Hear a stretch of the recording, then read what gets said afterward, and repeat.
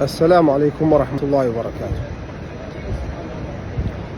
Müminlere fayda veren sadece Müslümanların faydalanabileceği kısa bir nasihat edeceğim. Biraz sonra size Kabe'de tavafı göstereceğim. Kabe'nin etrafındaki.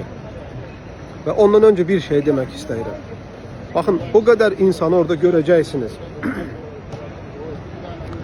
Ve her bir ülkeden, her bir renkte, her bir dilde danışır.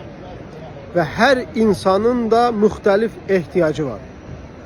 Uca olan Allah, bakın onların hamısının dilini de başa düşür. Allah Teala onların hamısının kalbinden keçirdiklerini de bilir. Onların hamısını görür. Dillerinin muhtelif olmağına bakmayarak Allah Azze ve Celle hamısını anlayır. Ve Allah Teala kim ne istese, herkes aynı anda farklı şey istese de layık olanların Allah Azze ve Celle istediklerini verir.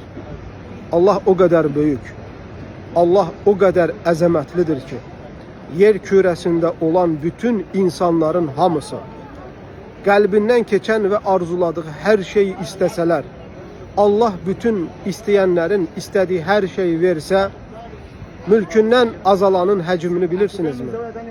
Büyük bir okyanustan, büyük bir okeandan iğneni batırdığımız zaman ucunda ne kadar su çıkmır mı? Allah'ın mülkünden o kadar şey ya azalar ya da azalmaz.